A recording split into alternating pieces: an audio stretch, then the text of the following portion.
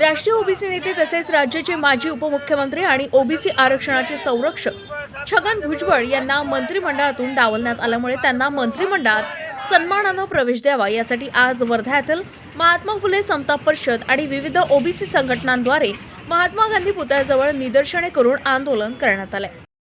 आज महात्मा फुले समता परिषद वतीनं या ठिकाणी ओबीसी सन्मान आंदोलन हे होते।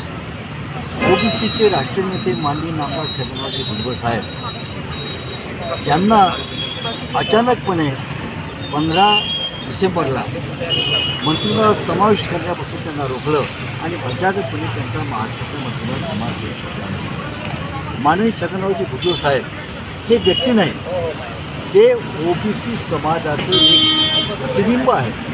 ओबीसी समाजाच्या आशा आणि अपेक्षा आहे।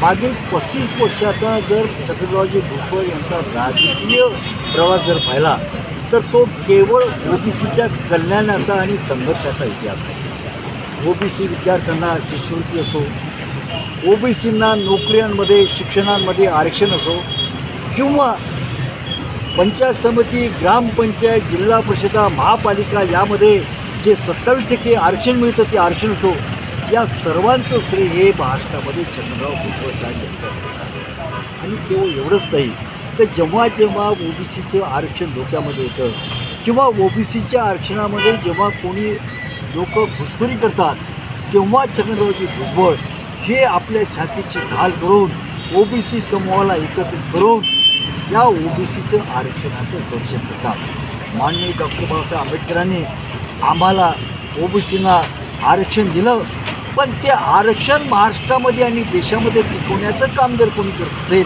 त्याचं संरक्षण जर कोणी करत असेल तर ते माननीय नामदार छगनरावजी भुजबळ हे करीत आहे।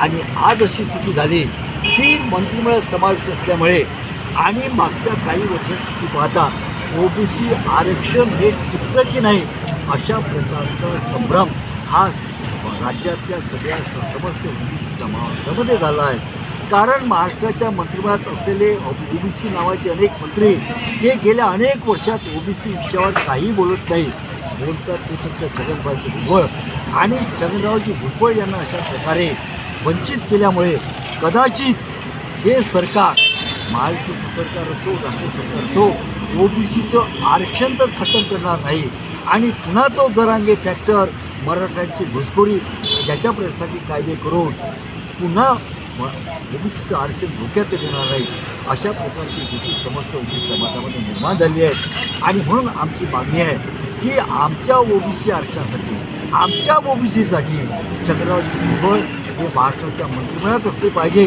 तेव्हाच महाराष्ट्राच्या कॅबिनेटमध्ये जर असा कुठला ओबीसी विरोधी जर अध्यादेश आला, ठराव आला तर भुजबळ साहेब नेहमी राहून त्याला विरोध करतील। आणि म्हणून आम्ही महात्मा संघाचे सगळे लोक, ओबीसी समाजाचे लोक या ठिकाणी बसलो आहोत। आणि राष्ट्रवादीचे अध्यक्ष अजितदादा पवार असो, महायुतीचे शिल्पकार हे देवेंद्र फडणवीस असो, त्यांना आम्ही विनंती करतो की माननीय नामदार छगनरावजी भुजबळ यांना सन्मानानं त्यांनी मंत्रिमंडळामध्ये घ्यावं आणि समस्त ओबीसीचा सन्मान करावा अशा प्रकारचं आव्हान आम्ही त्यांना करतो।